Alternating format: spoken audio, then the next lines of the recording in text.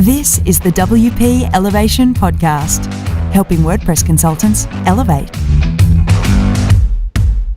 G'day, I'm Troy Dean from WP Elevation, and I'm very pleased to have with me all the way from Seattle, Andrew Dumont from Moz and Stride. Hey Andrew, how are you? Good. How are you? Awesome. Thanks for joining us on the WP Elevation Podcast. Just before we dig in to learn a little bit about Andrew and what he's up to, a quick announcement of a competition. Andrew has kindly offered to give away 2 months of the freelancer plan of his Stride CRM app, which we're going to learn a little bit more about. So stick around for details on how you can win that prize.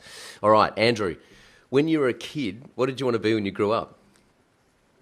You know, actually, oddly enough, I wanted to be a stockbroker, and I'm not sure why, but I think a lot of it was because of I watched a lot of Wall Street and Boiler Room when I was growing up, and of course, you know, that looked very appealing. Aside from, you know, the downside. No, not to be a spoiler here, but you know, the downside of the movie at the end. But for some reason, that was interesting to me.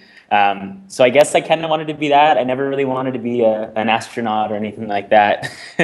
But I did want to do stock investing, and I'm not sure why. I do a little bit investing now on my kind of on independently, but yeah, I'm not sure why. But I guess that's kind of what what I wanted to be when I was younger. Then that obviously morphed to where I am, you know, what I'm doing today. So. Yeah. Not sure how I got here, but I think there is something quite glamorous and quite powerful about those men in suits playing with other people's money and having the you know, the fast lifestyle, the ladies and the cars and the fine dining out. There is definitely something appealing about that, isn't there?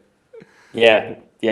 And I guess you could say the startup world has kind of become that. Not really though, but more nerdy, of course, right? Yeah. And more hoodies, less suits and more hoodies, right? That's right. Yeah. So when did you discover the World Wide Web?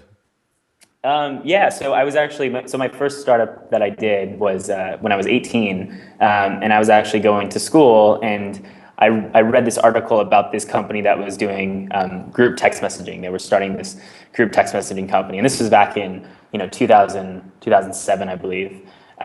So, you know, it was kind of early on in the SMS days, and I read an article about it, and it kind of intrigued me, and I was a college student, and I didn't have any money, and didn't have a job, really, so I was like, okay, you know, I'll see what they're up to, and the founder and I met a couple times and kind of hit it off.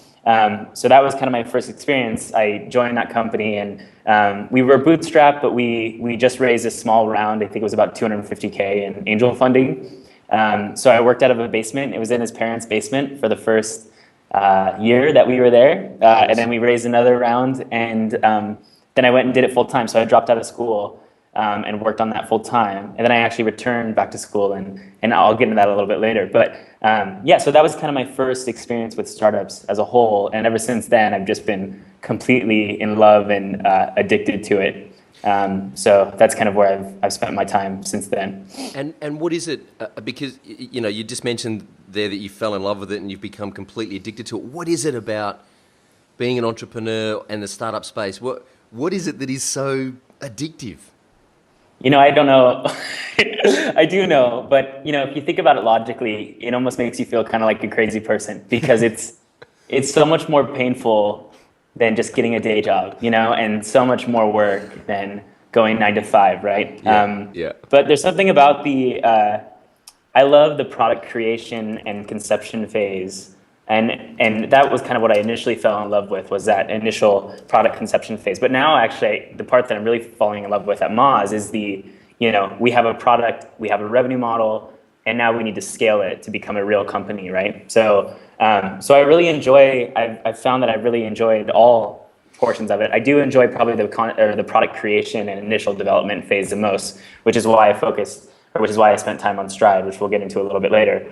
But yeah, it's addicting. I mean, I don't know why, but I guess it's just the passion that goes along with it, the thrill of having an idea and making it a reality is just something that you can't get anywhere else. So it's crazy though. It is. I think you just touched on it then. It's the thrill. For me, it's like a modern day caveman. Like, we no longer need to go out to the wild and hunt food. So for me, the startup, like building a startup company for me is like the modern day version of that. It's that thrill of creating something from nothing, the kind of the chase for the big kill, you know? Right. Yeah. And it's a blast. Like, I mean, I wouldn't change it for anything else. I mean, that's why I keep doing it, right? A comfy job where I get a big salary and don't get to build stuff is not fun to me. So yeah. Awesome. All right, let's talk a little bit. Let's move into today, and let's talk a little bit about. Let me just turn my auto lock off on the iPad so it doesn't keep going off on me. Let's talk a little bit about what it is you do today. Now, we were just talking about this pre-interview. So at the moment, you are business development at Moz, and you have your own app, Stride, which is a CRM app. We're going to talk a little bit more about later. So how do you describe what you do in one sentence? When you meet someone for the first time, they say, "Hey, what do you do, Andrew?" What's your one sentence elevator pitch?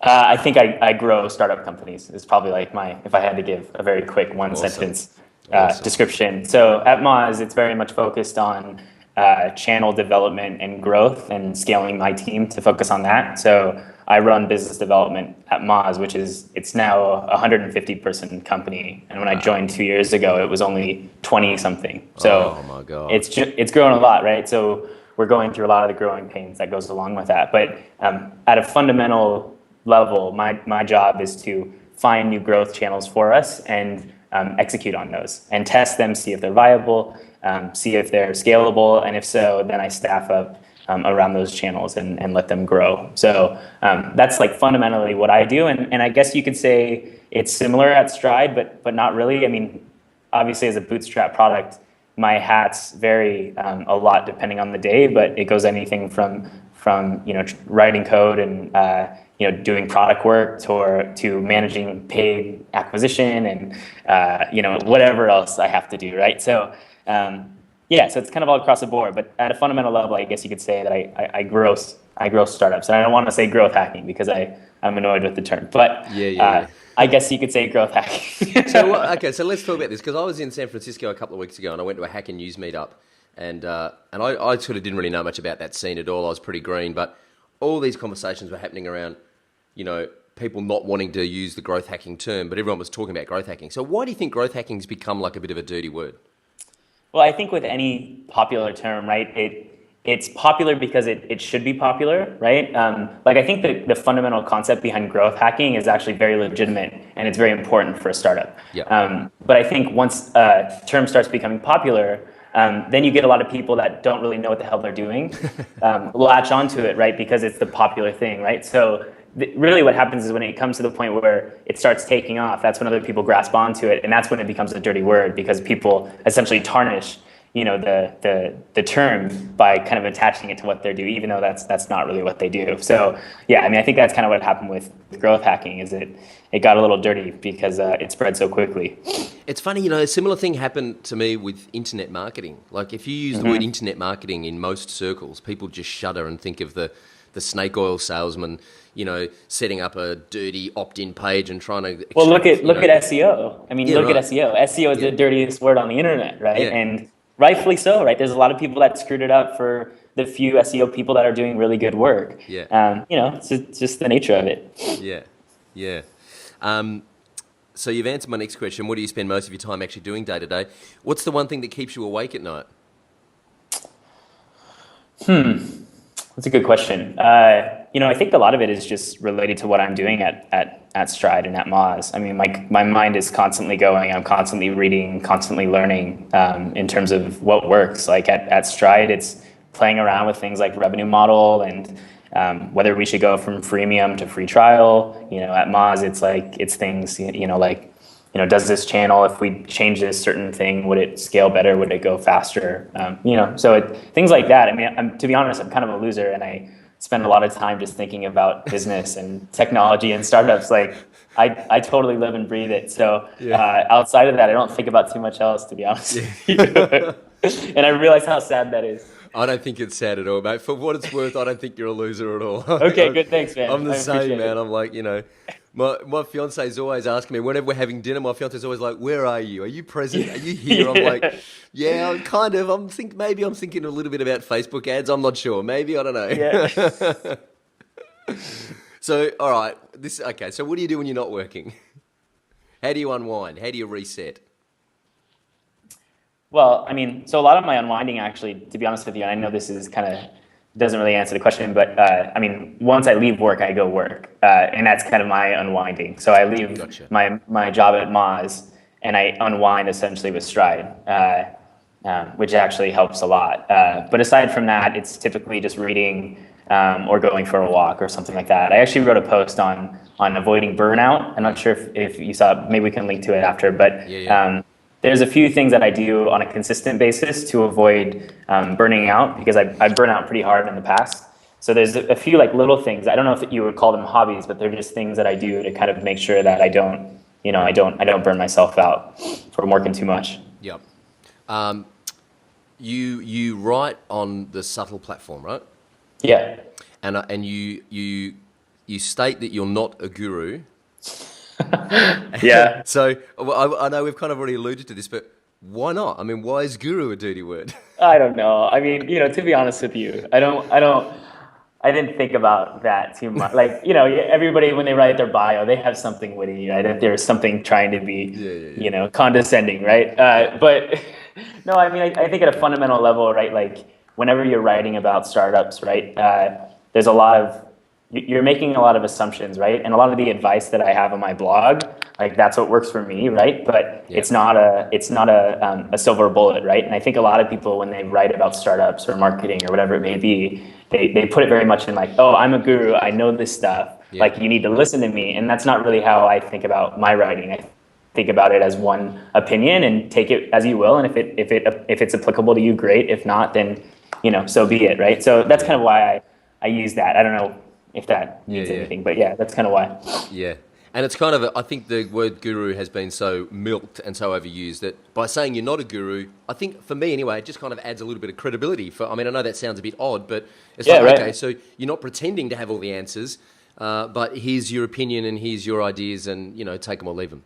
Yeah, I hate the. I mean, if you look around the web, there's a lot of this. There's a lot of kind of people putting up a facade to make themselves seem more important and seem like the default source, when really that's all just it's kind of bullshit, honestly. I mean, no one knows everything, right? We're all just trying to figure it out. Exactly.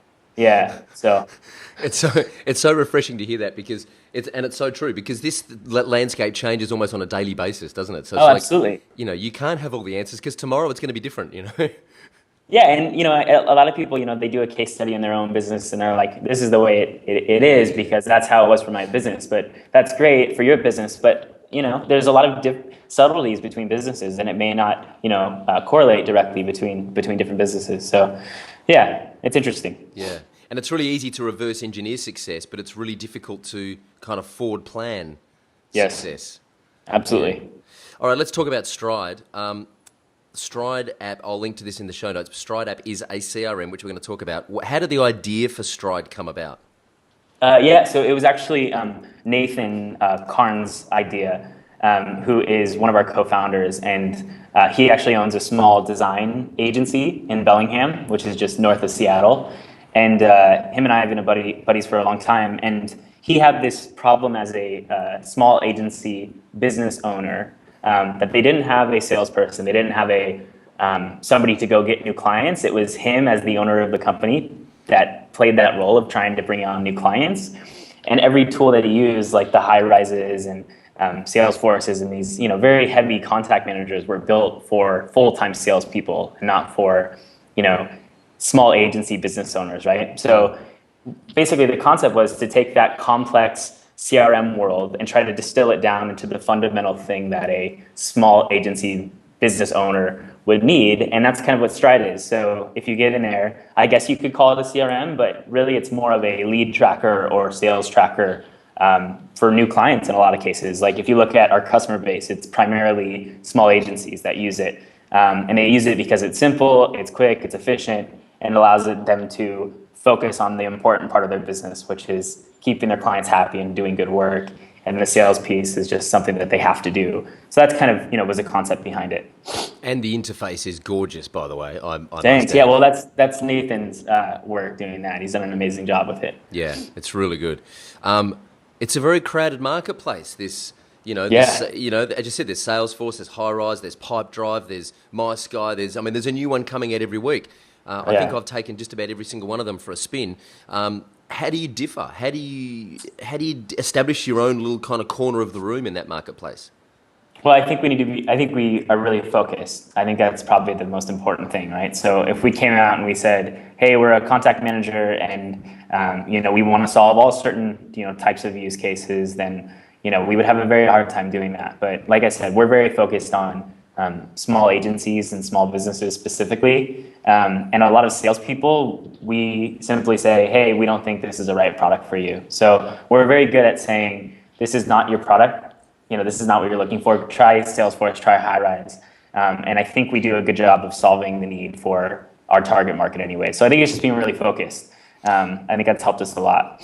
How do you just on that, how do you avoid the, there's a real kind of trap of like trying to be everything to everyone because of the fear of missing out on a larger slice of the pie. So how do you stay really focused on what it is you do and avoid chasing those opportunities, which could eventually just be distractions? Yeah, well, we really trust our team to own their certain segments of the business. So Nathan is he's the guy that opens the gate or closes the gate on any new feature requests, right? Oh. So because he is our target user and he is our product designer and UX guy, and that's his job. And that's what he's really, really good at. So it's up to him.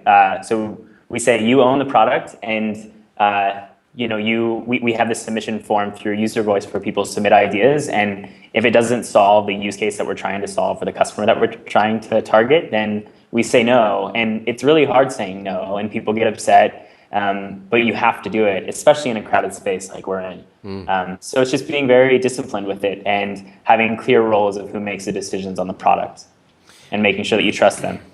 It kind of demonstrates a real confidence that if a customer complains because you're not going to add a feature and maybe they bounce and they don't use the product anymore, well, that's okay. You're just not a good fit for us. There's plenty of other solutions that you can use, but we're staying focused to build the best product for our perfect customer. Yeah, and especially as a side project, right? It's impossible for a company that's you have a huge team and you're working on it full time to try to keep up with all the feature requests, right? It's impossible for a team like us that's really small and working on it evenings, weekends, to try to do that. So we just say, we can't, this is our focus, this is who we're trying to solve a problem for, and that's just the nature of it. Yeah. So, awesome. But we do lose a lot of customers because of it, and we've just made the decision that that's okay for our where we're at right now and what we want to do. So how do you communicate?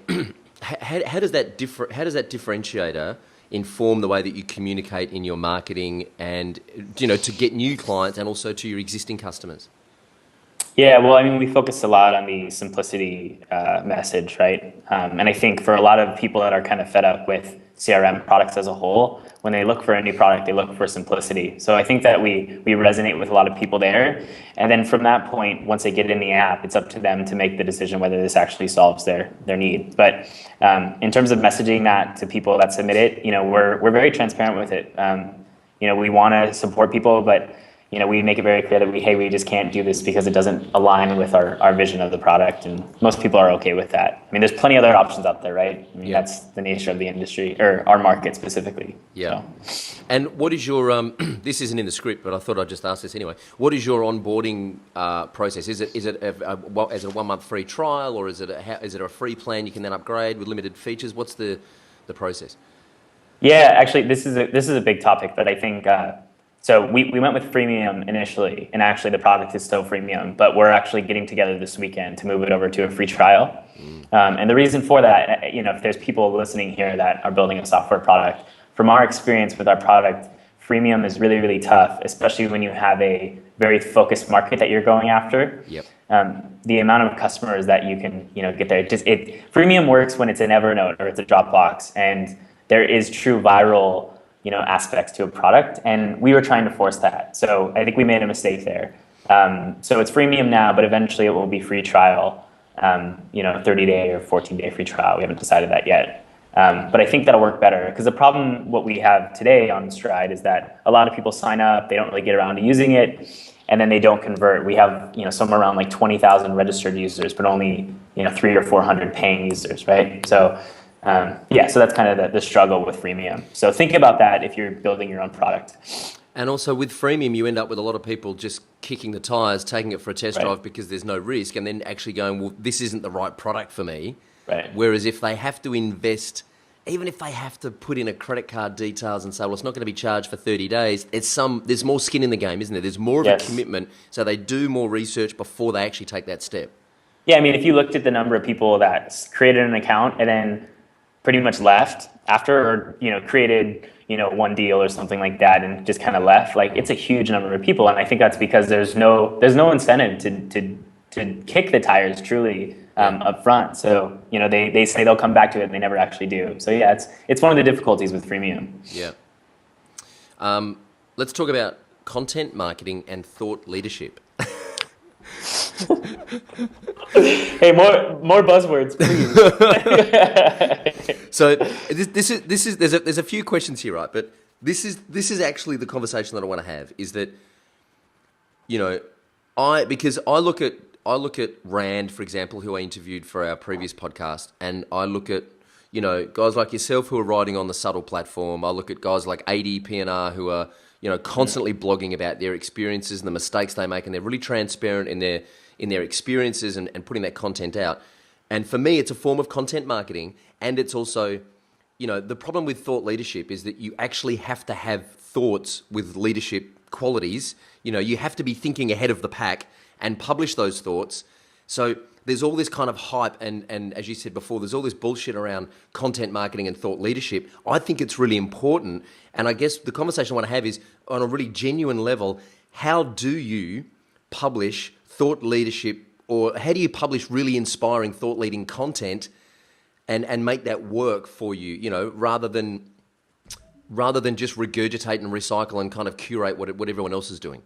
Do you have a system or a process or a structure or reminders in place to actually prompt you to sit down and put those thoughts onto paper?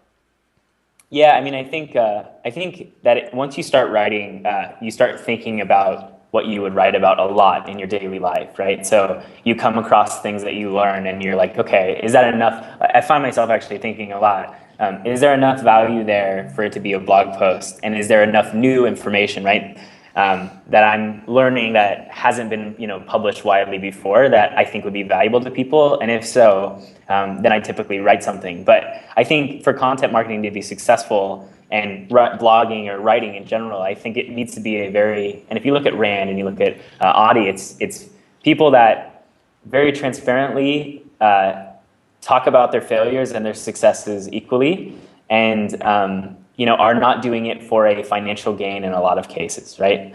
And that's why I actually really like Svbtle, because I have no temptation of pushing people into an email list or putting ads everywhere. I mean, my fundamental goal of writing is literally just to try to help people. And, a lot of it too is fleshing out ideas and what actually happens in my own mind, so I truly understand it and grasp it. So yeah, I think it's just it becomes a way to take what's in your mind and put it on paper and try to help people. And that's the real key to content marketing. It's not, doing it to get people to sign up for a software product or get more ad clicks or whatever it may be. So, and I think that's when you look at Rand and you look at those guys, like, that's what they're doing really, really well, and that's why they're good at it.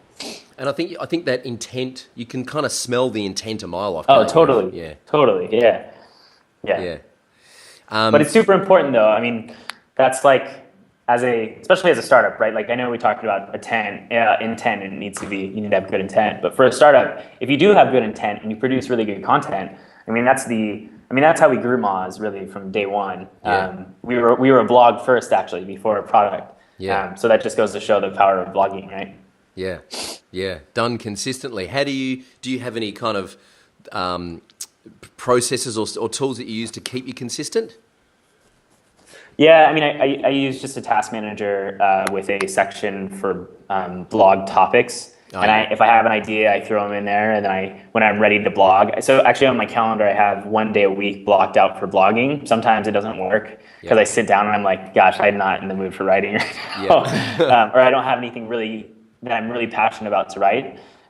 So I don't do it, but I always have a block on my calendar, at least one day a week to write. And then I have a feed of potential ideas that I've accumulated through the week that I think may be interesting. So I kind of just do that when I'm ready to, or want to think about blogging.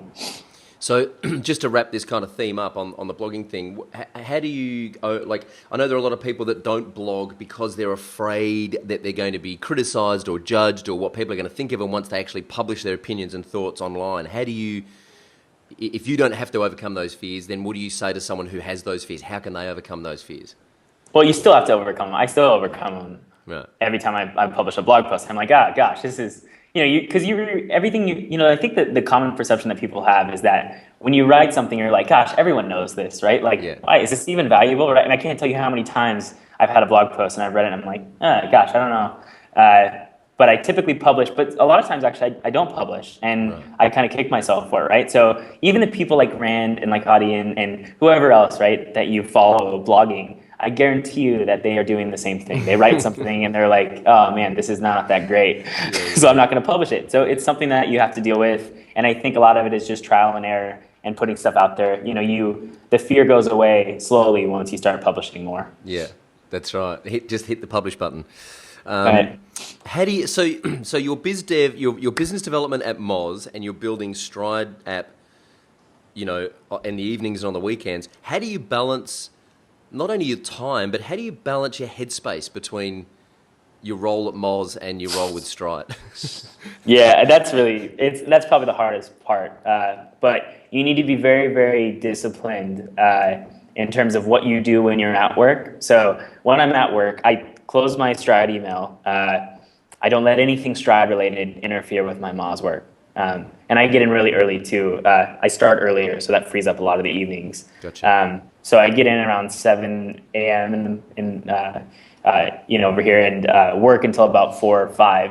And then as soon as I leave work, then I kind of switch mentally into Moz. So, I close my Moz email and I try to focus on Stride. So it's really just a very clear distinction of I'm in Moz time, I'm in Stride time, and having that clear separation. And I think going between those two focuses, you need to have a reset. So typically I go for like a walk or, sit down and maybe watch TV for 30 minutes, just something to reset so my mind is ready and I can start, really working on it. So I think it's a combination of both those things. Yeah. When do you eat, man?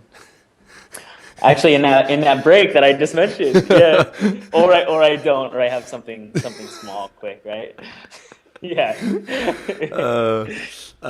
Because I know a lot of our audience are kind of doing client work during the day and building stuff on the side, and I think it is really important to have that distinction and have some time in between where you just reset your focus. So I just wanted to cover off how you handle that. You can answer this from a Moz point of view or a Stride point of view. But what's the most important thing to know about finding and winning new customers?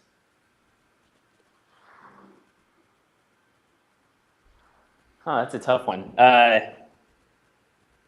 About finding and winning new customers. I think it's finding the channels that work for your business. And stop me if I'm going in the wrong direction here, but I think, speaking to it from Moz, right? We grow our business without a sales team, actually, which is kind of crazy being the size that we are. So we found that content marketing and providing educational content is our best acquisition channel. And we know that our potential customers, they become very good customers once they become educated in the topic. So for us, it's figuring out the dynamic of who are our best customers and what are the things that we can do to encourage more of those best customers, if that makes sense. So I think I think a lot of people, they have their product and they're like, okay, well, here's the template thing that I should do to acquire customers. And they try it and it doesn't work. And they're like, oh, well, I don't know what to do now. But I think the important thing is finding out of all those things, the things that really do work and spending a lot of time and resources on those because they're the best acquisition channels. So I think at Moz, that's very much what we do. We focus on the things that really, really work for us and push aside the things that don't necessarily work as well for us. So I don't know if that answers the question, but I think it does, because I think, because I think the most important thing is to actually know who your customer is. That's the hard work that most people don't do. Most people go out there with kind of the machine gun approach and just try and target everyone, and then wonder why their conversion rates are so low. Cool. Okay. let's elevate. So for those of you that don't know, WP Elevation is a business accelerator program for WordPress consultants to build a better business. So we're going to talk a little bit now about the kind of freelance and consulting work, just a quick round of quick questions and answers. What's the number one thing any freelancer or consultant needs to know? Okay, I'm supposed to answer these quick. I think the number one thing a freelancer needs to focus on is just knowing what they're really, really good at and finding people, or finding ways to delegate or get rid of the things that they're not as good at. So that's through hiring people. I won't go too deep in that. I know this is a quick thing. So yeah, yes, no, that's cool. That's a short answer. Know your strengths. Yeah, good. What's the best thing you've ever done to find new customers? I think it's actually working through existing passionate, your best customers and using them as a key marketing channel to try to reach new customers like them. It's amazing how few people do that or do not do that. They don't use their customers that are very happy with them and love their product as marketing tools. So I think that's probably the best thing. Awesome. How do you stop competing on price? You stop competing on price. Yeah. You just have to say, you have to justify it, right? If your product is more expensive, justify it. And if you can't justify it, then don't compete on price. But if you feel like you have a compelling argument to justify it, then yeah, compete on price. It's just as simple as that. Yep. Awesome. This is a trick question who I ask everyone, but I know what you're going to say. Favorite tool or system for customer relationship management? Well, I use Stride every day, so I will say Stride. But if Stride didn't exist, what I was using before that was Highrise. Cool. Any tips on writing better proposals? I can't answer that actually. I've never really done formal consulting myself, so I don't know if I'm the best guy to ask that. Man. Yeah. Okay. What's the best way to keep a project and a client on track? I mean, gosh, I don't know. I think, well, I do work with a lot of partners, which I imagine has some, there's some corollaries there between clients. And I think that the most important thing to keep them on track is just communication, good and bad, letting them know when things are going good, letting them know when things are going bad, and having ongoing check-ins with them. With any partnership I do, I have, even after we work together, I have an ongoing check-in with them to see, how's this going? Are you happy? Is there things we can do better? What do we need to change? So I think a lot of that is just communication. I think a lot of people forget about that. Yep, good advice. So you spoke about existing customers. Have you got any ideas for getting referrals from existing customers? It's funny because when you think about referrals from customers, a lot of people think that there needs to be some monetary component to that for people to want to refer a product. But if you truly delight a customer and you provide a lot of value for them, it's amazing how many people will refer your product without anything in return. So I think it's just, finding the right people is probably the most important part of getting referrals from customers. It's finding the people that are truly, truly passionate about your product and giving them what they need to promote it for you. So giving them the tools that they need, I think, and finding the right people is the most important thing, not necessarily money. Yep. Yeah, and the whole monetary reward for referral thing, for me, it's always felt a little bit icky. It kind of feels like a little bit like the used car salesman thing, like giving you a spotter's fee for sending your brother in there to buy a car, Yeah, I know. It makes the person, because honestly, at the end of the day, right, if we're thinking about, let's talk about from Stride, right? If we can give people, let's say, $5, $10 per, new customer they bring in, because our product's not that expensive, that's almost like an insult to some people. They're like, don't worry about it, man. I like your product. Let me do that, right? So I think it cheapens it in a lot of ways, actually. Yeah. You may have already answered this question, but what's the number one thing you can do to differentiate yourself?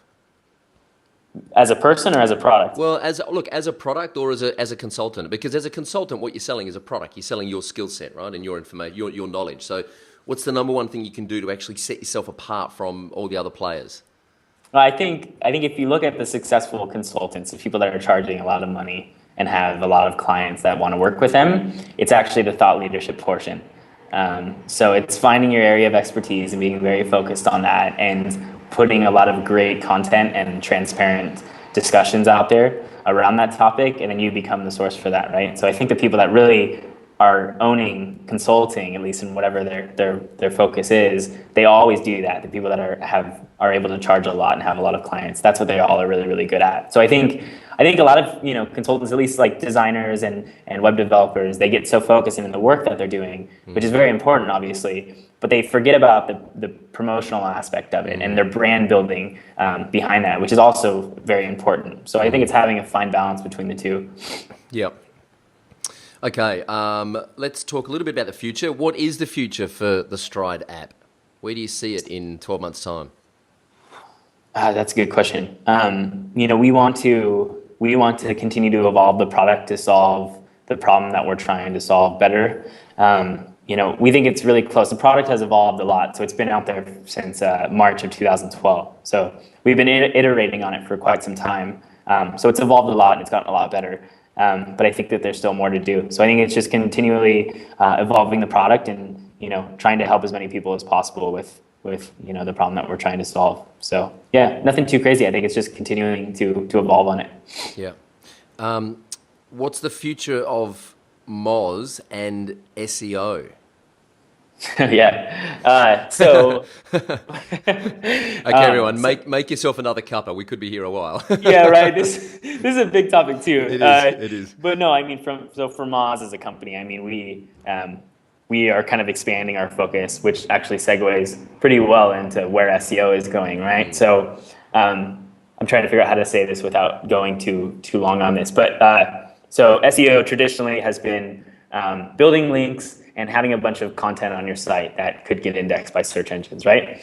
That is not the way it works today. SEO has become a fundamental technical type position where you need to make sure that you have a meta description, that you've targeted your keywords correctly, that you have your page structure set up correctly, that you can be crawled. It's a very technical, fundamental function, right? But the important piece of SEO now that didn't exist before is the social aspect. Social signals are becoming very important for search. So we did this study, and the correlation between +1s and your ranking potential is actually, there's a high correlation there. So social media marketing is becoming really, really important. Content marketing is becoming really, really important.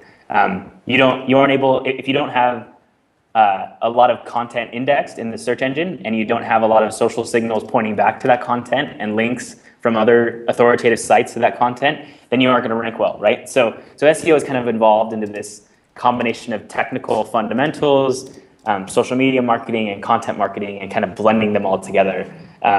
So that's a very long-winded answer of saying SEO is changing a lot, and it's becoming a broader online marketing type position. And that's kind of where Moz is going, is going to help people do that function better. So it's changed a lot. Do you think the term SEO will eventually die and will be replaced with something like content marketing optimization or social optimization or conversion optimization or? That's a tough one, actually. I think it may, actually. I think the term SEO will die, but I think in the fundamental sense, it's still going to be there, right? Like the things that SEOs do today are still going to be important. They may be important on different channels than just Google, and start mattering more on social. But yeah, I think from a fundamental level, it'll still be around. But you're right. I think the term may go away. I hope it goes away. I know a lot of SEOs want it to go away because there's a lot of negative stuff that goes with it. Yeah. And where will Andrew Dumont be in 3 years from now? That's a good question too. I don't know. Hopefully, still doing this. To be honest with you, I love building products and doing startups. So if I could do startups for the rest of my life, I'd be a very happy guy. So I actually hope I'm still doing this, to be honest with you. I hope I am more focused maybe down the line and not trying to being spread so thin. But yeah, very happy now doing what I'm doing. And that's the eternal battle of the entrepreneur, isn't it? Like staying focused. It really is. How many plates can I spin at once without them breaking, And you always try to go to the max. You always try to go to the max. Yeah. All right. Hey, just before we wrap up, I'm going to give you the details on the competition. As I said, Andrew is giving away 2 months of the freelancer plan of Stride app. So how to enter that competition is very simply leave us a comment underneath this video and tell us the one feature that you would like to see in Stride app. Go and check out Stride app and have a look at the website and have a look at what it does, have a look at the feature set, and then say, okay, if this had this feature, I would definitely use it. I'm going to actually kick this off and say the one thing that I would love to see in Stride app, and I hope it doesn't already do it because I don't think it did when I checked it out a while ago. I really want to get out of my inbox completely, and I really want in-app emailing. And also, like, I just want to be able to send and receive all my emails for a particular client in the app and have the whole history kind of there without having to BCC or forward or any of that kind of junk. So I know it's a huge problem. I know it's a big problem to solve, but hey, that's the one thing that I would love to see in it. So hopefully that kicks off a conversation. Do you mind if I respond to that? Please, absolutely. Okay, yeah. So yes, I completely agree. And obviously that's a huge problem, right? And we didn't want to go the route of building our own email client within the app, right? Like that's obviously a huge undertaking. It is, yeah. Integrating well with all the email providers is also a huge undertaking. Yep. So we actually partnered with a company called eQuire, who plays nicely with all the different email providers and social networks to be able to send threads that you have in email over to Stride. So that's a nice way of getting there. It's not exactly what you're mentioning, but I think it solves a problem for most people. So, But yes, that's a fantastic idea, and we would love to do it eventually, and I hope we do get there eventually. Yeah, it is a big problem. I mean, not many of the CRMs do it. I mean, even Highrise, it's done via a BCC Dropbox. Contactually, which I'm using at the moment, is good for doing emailing from within the app, but responses still come to your inbox. They don't actually, right. It's just, for me, it's just about getting out of the inbox and actually being focused on CRM. So I am now in this app, and it's a huge problem to solve. And I look forward to the day when Stride can solve it. Me too. So anyway, there's my ideas. So you guys leave your ideas under the video and give Andrew some feedback on what you want to see in Stride, and you might pick up a couple of months free on the freelancer plan. I'll have Andrew swing by in a week or so and award the winner. How's that sound? Good? Great. Awesome. Hey, what's the number one piece of advice you would give any entrepreneur trying to build their own business?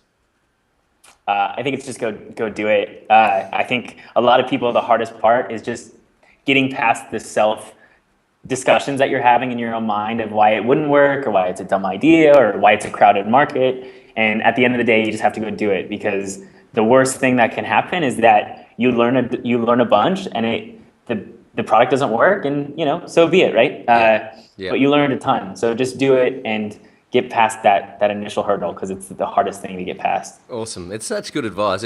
So many people say the same thing. Just do it. Just ship something. Yeah, it's regurgitating. Just build something. Yeah. Where can people reach out to say thanks, Andrew?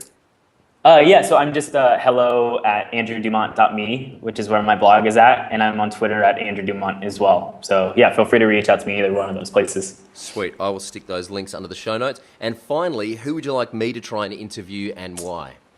Oh man.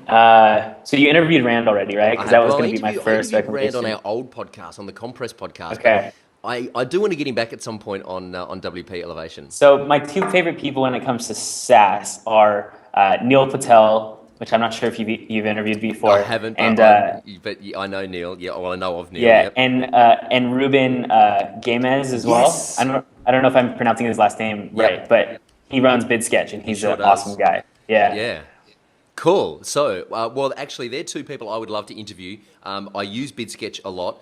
We're actually in the process of doing some work with Single Grain, which is one of Neil's marketing agencies. So they're two people who aren't actually on my list, but were in my mind. So thank you for bringing them to the forefront. Neil Patel and Ruben from BidSketch, I'm coming to get you, courtesy of Andrew Dumont, for an interview. Yes, and I will give you their emails, and I'm close with both of them. So awesome. I will do that. So you're going to make that happen. Yeah. Beautiful. Hey, Andrew, thank you very much for spending some time with us on the WP Elevation podcast. It's been an absolute pleasure to have you, and I wish you all the best in your future endeavors at Moz and at Stride app. Thanks. I appreciate it. Cheers.